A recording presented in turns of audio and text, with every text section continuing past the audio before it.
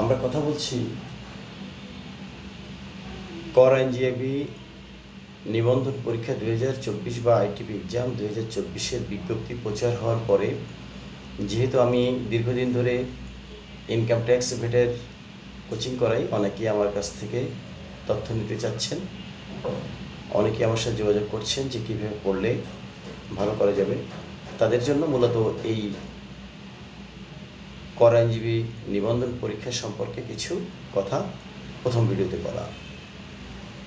আপনারা জানেন যে 17 সেপ্টেম্বর 2024-এ 2017 সালের পরে যে আইটিপি পরীক্ষার জন্য বিজ্ঞাপন আসছে, আপনারা চাইলে এই পরীক্ষায় অন্তর্ভুক্তির জন্য পরীক্ষা দিতে পারেন। তাহলে যারা এই বিজ্ঞপ্তিটা সম্পর্কে বিস্তারিত জানেন না তাদের জন্য বলছি, আয়কর আইন 2023 এর ধারা 327 এবং আয়কর বিধিমালা 1984 এর 37 বিধি অনুযায়ী কর আইনজীবী হিসেবে তালিকাভুক্তির জন্য নিম্নলিখিত যোগ্যতা সম্পন্ন আগ্রহী ব্যক্তিদের নিকট হতে নির্ধারিত ছকে অনলাইনে www.bcsta.teletalk.com.bd ওয়েবসাইটে আগামী 29/9/24 তারিখের মধ্যে রেজিস্ট্রেশনের নিমিত্তে যোগ্য প্রার্থীদের নিকট হতে দরখাস্ত আহ্বান করা যাচ্ছে। তাহলে এই হচ্ছে মূলত ব্যাপার, যেটা আপনি অনলাইনে আবেদন করবেন, যেটার সময় হচ্ছে 29/9/24, অর্থাৎ চলতি মাসের 29 তারিখ পর্যন্ত লাস্ট ডেট। আপনাকে আবেদন করতে হবে এই যে bcsta.teletalk.com.bd এই অনলাইন ওয়েবসাইটে গিয়ে। যাই হোক, তাহলে কারা এখানে যোগ্য? এখানে যাদের যোগ্য বা যারা আবেদন করতে পারবেন, দেশ অথবা বিদেশ থেকে যে কোনো স্বীকৃত বিশ্ববিদ্যালয় হতে আইন বিষয়ে ডিগ্রি থাকতে হবে, আইন বিষয়ে ডিগ্রি, কর বিষয়ে ডিগ্রি, হিসাব বিজ্ঞান সহ বাণিজ্যে ডিগ্রি, অর্থাৎ বিকম যারা পড়ে আসছে বা পাস কোর্স, তাদের যদি হিসাব বিজ্ঞান থাকে তাহলে তারা আবেদন করতে পারবে। উচ্চতর অডিটিং সহ ব্যাংকিং বিষয়ে ডিগ্রি, অর্থাৎ বিকম পড়ছেন বা অনার্স করছেন, দুটোকেই বোঝানো হচ্ছে, যেখানে উচ্চতর অডিটিং সহ ব্যাংকিং বিষয়ে ডিগ্রি। তারপর ডিপ্লোমা ইন ট্যাক্সেশন সহ যে কোনো বিষয়ে ডিগ্রি, অথবা উচ্চতর অডিটিং সহ ব্যাংকিং ডিপ্লোমা এবং তৎসহ যে কোনো ডিগ্রি। এখানে কিন্তু আপনার উচ্চতর বলতে ডিগ্রির উপরে কথা বলা হয়েছে, মানে MBA হলেও হবে। উচ্চতর অডিটিং সহ ব্যাংকিং ডিপ্লোমা এবং তৎসহ যে কোনো বিষয়ে ডিগ্রি, উচ্চতর অডিটিং সহ ব্যাংকিং বিষয়ে ডিগ্রি। আচ্ছা, তাহলে এবার আসেন লিখিত পরীক্ষার সিলেবাস। এখানে কি কি বিষয় আপনি পড়বেন, আপনার কোন কোন বিষয়ের উপর মূলত আলোকপাত করতে হবে বা দক্ষতা অর্জন করতে হবে। এটা মনে রাখতে হবে যে আপনি কিন্তু পরীক্ষা অ্যাটেন্ড করার সময় পড়ে পাশ করার চেষ্টা করলে আপনার জন্য ভুল হয়ে যাবে। আপনাকে অবশ্যই আগে সিলেবাসটা সম্পর্কে ভালো করে ধারণা রাখতে হবে। সিলেবাসটা যদি আপনি ভালো করে জানেন তাহলে আপনার পাশ করা তুলনামূলকভাবে সহজ হয়ে যাবে।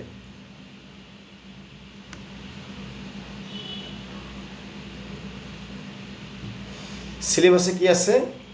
আয়কর আইন 2023, অর্থাৎ আয়কর আইন আপনারা জানেন 1984 সালের পরিবর্তে 2023 সালে কনভার্ট করা হয়েছে। এই আইনটাকে আপনাকে পুরোটা পড়তে হবে।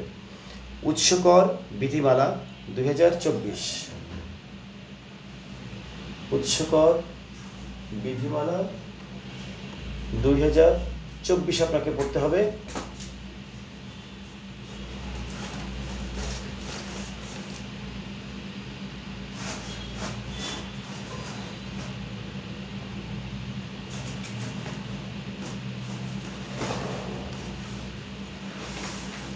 সরি, একটু দেরি হয়ে গেল। এই যে আপনারা এরকম বইপত্রগুলো ম্যানেজ করবেন। এখানে লেখা আছে উৎসকর বিধিমালা 2024 আয়কর ও এসআরও মূসকসমূহ। আচ্ছা, তাহলে উৎসকর বিধিমালা 2000 এই বইটা সংগ্রহ করলে হবে, আপনি এটা এনবিআর সামনে পাবেন। আয়কর আইন ও বিধির বাস্তব প্রয়োগ, এটা কিন্তু আয়কর আইনের ভিতরে আপনি পাবেন। আয়কর আইন এবং বিধিমালা একত্রে থাকে, আপনি আয়কর বিধিমালা এবং আয়কর আইনের মধ্যে এগুলো সব পেয়ে যাবেন। অর্থ আইন 2024, আপনারা জানেন যে অর্থ আইন প্রতি বছর কারেকশন হয় বা অ্যামেন্ডমেন্ট হয়, তো 2024 সালের অর্থ আইনটাই আপনাকে পড়তে হবে। এডিআর বিধিমালা, অর্থাৎ আপনারা জানেন যে বিকল্প বিরোধ নিষ্পত্তি নামে মামলার যে কোর্ট বা আইনের মাধ্যমে যে বিচার সালিশগুলো হয় এটাকে বলা হয় এডিআর বা সালিশ। এই সালিশের যে নিয়মকানুনগুলো আছে সেগুলো আপনাকে জানতে হবে। তারপরে কি, হিসাব বিজ্ঞান, দ্যাট ইজ অ্যাকাউন্টিং। আয়কর বিধিমালা 1984, দান কর আইন 1990, বাংলা ও ইংরেজি, অর্থাৎ আপনাকে বাংলায় দক্ষতা আছেন কিনা, আপনি দক্ষ কিনা, ইংরেজিতে দক্ষ আছেন কিনা, এগুলো কিন্তু পরীক্ষা করে দেখা হবে। আমরা যদি একটু ব্যাখ্যা করি এখানে, তাহলে দেখতে পাচ্ছি হিসাব বিজ্ঞানের উপর আপনার পরীক্ষা হবে বাংলা কি জানেন সেটা, ইংরেজি কি জানেন। এখানে উল্লেখ্য যে আমরা যেহেতু একটু আলোচনা করছি, আপনি হিসাব বিজ্ঞানে মূলত বেসিক কনসেপ্ট যেটা, অর্থাৎ জাবেদা, খতিয়ান, রেয়ামিল, তারপরে ব্যালেন্স শিট, এইগুলো নিয়ে আপনি খুঁটিনাটি বিষয়গুলো জানার চেষ্টা করবেন। খুব বেশি ডিপে যাওয়ার দরকার নেই, মোটামুটি যদি নন অ্যাকাউন্টিং পার্সন হন তাহলে আপনারা বেসিক জিনিসগুলো শেখার চেষ্টা করবেন। বাংলায় আপনাকে আসতে পারে ভুল সংশোধন, তারপরে কিছু গ্রামেটিক্যাল ব্যাপার, যেমন কিছু সমাস আসতে পারে, কারক আসতে পারে কিছু বাগধারা, শব্দ গঠন, এই সিম্পল যেসব বেসিক গ্রামার, মূলত ক্লাস এসএসসি স্ট্যান্ডার্ড যে গ্রামার বই, আপনার ইচ্ছা করলে একটা 9-10 গ্রামার বই কিনে গ্রামার বইটা একটু দেখতে পারেন, যেহেতু আমরা কমপক্ষে গ্র্যাজুয়েশন করা এইগুলো আমরা আগে থেকেই পড়ে আসছি।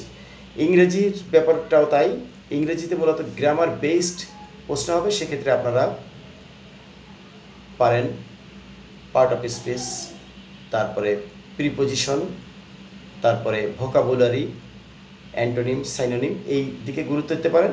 আর একটা প্যারাগ্রাফ আসতে পারে, যেটা প্যারাগ্রাফ থেকে বাংলা থেকে ইংরেজি, ইংরেজি থেকে বাংলা আসতে পারে। তার মানে বাংলায় আসতে পারে বাংলা থেকে ইংরেজি করো, অথবা ইংরেজ থেকে বাংলা করো, ইংরেজিতেও একই অবস্থা।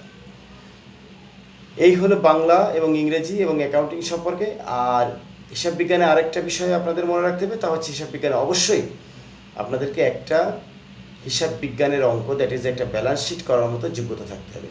অর্থাৎ একটা ট্রেডিং অ্যাকাউন্টিং, তারপরে প্রফিট অ্যান্ড লস অ্যাকাউন্টস, তারপরে ব্যালেন্স শিট, এটা একটা অঙ্কের মধ্যে A to Z কীভাবে করতে হয় সেটা আপনাকে শিখে রাখতে হবে।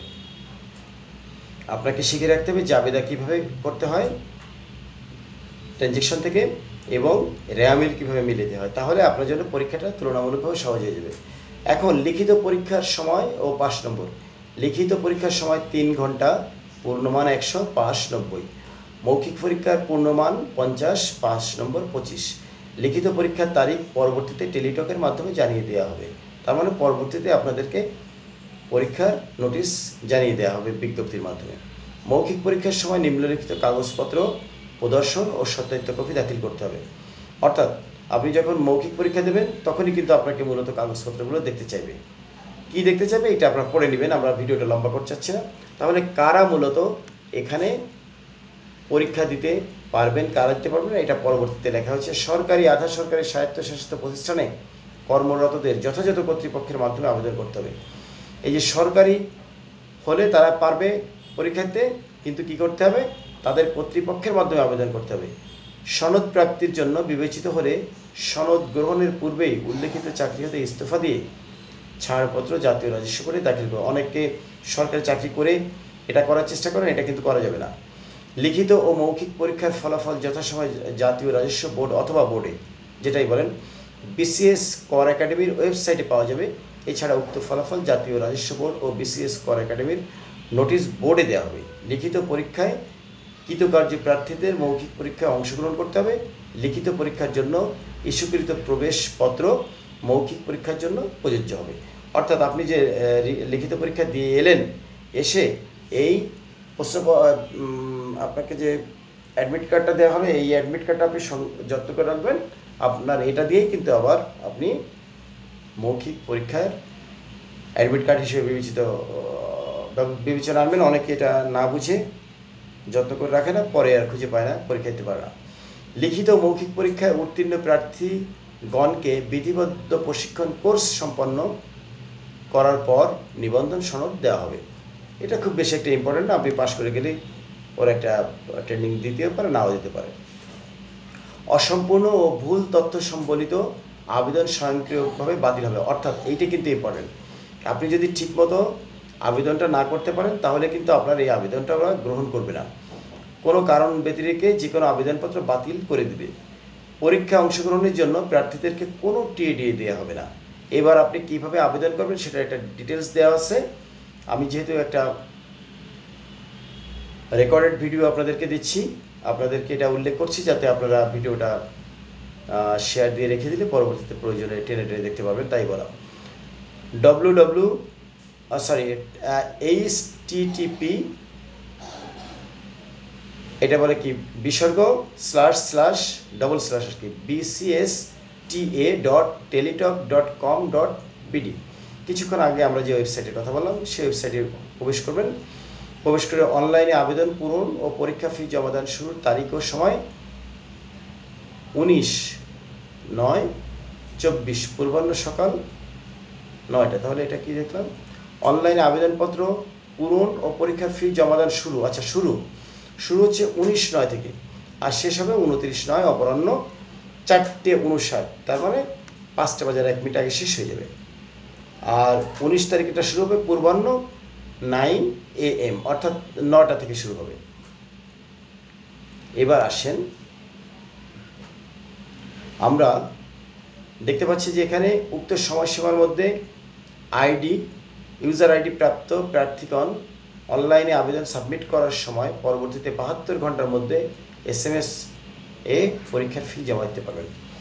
অর্থাৎ পরীক্ষার ফি জমা দিতে আপনাকে কতক্ষণ অপেক্ষা করতে হবে? 72 ঘন্টার মধ্যে আপনি SMS এ ফির তথ্য পেয়ে যাবেন। অনলাইনে আবেদনপত্র প্রার্থী তার সদ্য তোলা রঙিন ছবি 300x300 পিক্সেল এবং স্বাক্ষর যেটা দীর্ঘ হবে 300x80 পিক্সেল। অর্থাৎ যারা এই অনলাইনে আবেদন করেন তারা এগুলো জানেন, এগুলো কোনো ব্যাপার না, আপনারা অবশ্যই পারবেন। ছবির সাইজ হতে হবে 100 KB ও স্বাক্ষর সাইজ হতে হবে 60 KB। অনলাইন আবেদনপত্র পূরণকৃত তথ্য যেহেতু পরবর্তী সকল কার্যক্রমে ব্যবহৃত হবে, সেহেতু অনলাইনে আবেদনপত্র সাবমিট করার পূর্বে পূরণকৃত সকল তথ্যের সঠিকতা সম্পর্কে নিজে শতভাগ নিশ্চিত হতে হবে। প্রার্থী অনলাইনে পূরণকৃত আবেদনপত্রের একটি রঙিন প্রিন্ট কপি পরীক্ষা সংক্রান্ত যে কোনো প্রয়োজনীয় সহায়ক হিসেবে সংরক্ষণ করবেন। অর্থাৎ আপনি যে আবেদন করেছেন এই আবেদনের একটা কপি আপনি সংগ্রহ করে রাখবেন। SMS এই কপিটা কিন্তু মৌখিক পরীক্ষার সময় জমা চাইবে, আপনার কাছে চাইবে। এবার আসেন SMS প্রেরণের নিয়মাবলী ও পরীক্ষার ফি। অনলাইনে ভিডিওটি একটু বড় হলে আপনাদের প্রয়োজনে এটা আপনারা দেখবেন, তাই পুরো বিজ্ঞাপনটা আলোচনা করছি। অনলাইনে আবেদনপত্র অ্যাপ্লিকেশন ফর্ম যথাযথভাবে পূরণ করে নির্দেশনা মতে ছবি এবং স্বাক্ষর আপলোড করে আবেদনপত্র সাবমিট করা সম্পন্ন হলে কম্পিউটারে ছবিসহ অ্যাপ্লিকেশন প্রিভিউ দেখা যাবে। যদি অ্যাপ্লিকেন্ট কপিতে কোনো তথ্য ভুল থাকে বা স্পষ্ট ছবি সাদা কালো, সম্পূর্ণ সাদা, ঘোলা ছবি স্বাক্ষর না করা থাকে, তাহলে আবেদন ফি জমা না দিয়ে থাকলে কেবল পুনরায় ওয়েব লিঙ্কে আবেদন করতে পারবেন। উল্লেখ্য যে আবেদন ফি জমাদানের পরে আর কোনো পরিবর্ধন গ্রহণযোগ্য নয়। বিধায় আবেদন ফি জমাদানের পূর্বে প্রার্থী অবশ্যই উক্ত অ্যাপ্লিকেন্টস কপিতে তার সদ্য তোলা কালার প্রিন্ট রঙিন ছবি, নির্ভুল তথ্য ও স্বাক্ষর সম্বলিত থাকা ও এর সঠিক বিষয়টি নিশ্চিত করে PDF কপিতে কপি ডাউনলোড ও রঙিন প্রিন্ট করে সংরক্ষণ করবেন। অ্যাপ্লিক্যান্ট কপিতে একটি ইউজার আইডি নম্বর দেওয়া থাকে এবং ইউজার আইডি নম্বর ব্যবহার করে প্রার্থী নিম্নলিখিত পদ্ধতিতে যে কোনো টেলিটক প্রিপেইড মোবাইল নম্বরে দুটি এসএমএস করে আবেদন ফি বাবদ 300 টাকা এবং টেলিটক এর সার্ভিস বাবদ 35 টাকা সহ অফেরতযোগ্য মোট 335 টাকা টেলিটক প্রিপেইড মোবাইল নম্বরের মাধ্যমে অনধিক 72 ঘন্টার মধ্যে জমা দিবেন। এখানে বিশেষভাবে উল্লেখযোগ্য যে অনলাইনে আবেদনপত্রের সকল অংশ পূরণ করে সাবমিট করা হলেও পরীক্ষার ফি জমা না দেওয়া পর্যন্ত আপনার আবেদন অনলাইনে গৃহীত হবে না। তাহলে পদ্ধতিটা এখানে দেওয়া আছে, আপনারা আরও বিস্তারিত জেনে নেবেন। আমি শুধু একটু আলোচনা করছি। BCSTA স্পেস ইউজার আইডি লিখে সেন্ড করতে হবে 16,222 অর্থাৎ 16,222-তে। এক্সাম্পল দেওয়া আছে, রিপ্লাই আসবে। এরপর দ্বিতীয় ধাপ একই রকমের BCSTA, তারপরে ইয়েস দেবেন, পিন দেবেন, লিখে সেন্ড করতে হবে 16,222-তে। আচ্ছা, এরপরে আপনাকে একটা রিপ্লাই দেবে কি, congratulations applicants name payment completed successfully for BCSTA application for user ID is, একটা ইউজার আইডি দেবে অ্যান্ড পাসওয়ার্ড। ওকে, প্রবেশপত্রটি প্রাপ্তির বিষয়টি ওয়েব লিঙ্কে আপনি পাবেন, যেখানে মুঠোফোনের SMS-এর মাধ্যমে যথাসময়ে জানানো হবে। তাহলে এই মোটামুটি আপনাদের যে বিষয়গুলো জানা দরকার ছিল সেটা আমরা সামনে এগোবো না। যদি আপনাদের আবেদন করার ইচ্ছা থাকে তাহলে আপনারা প্রজ্ঞাপনটি বা বিজ্ঞাপনটি পাবেন NBR-এর ওয়েবসাইটে। ধন্যবাদ আপনাদেরকে, আপনাদের জন্য রইল শুভকামনা। আমি মূলত দক্ষিণ বনশ্রীতে কোচিং করাই। ITP, ট্যাক্স, ভ্যাট সহ ইনকাম ট্যাক্স এবং ভ্যাটের সকল বিষয় প্লাস অ্যাকাউন্টিং এবং কস্টিং সহ কমার্সের বিষয়গুলোর পরে প্রফেশনাল কোর্স করাই। আপনারা চাইলে কোচিং করতে পারবেন, যেটার ঠিকানা আপনারা বিজ্ঞাপনগুলোতে দেখেছেন। ধন্যবাদ, আসসালামু আলাইকুম।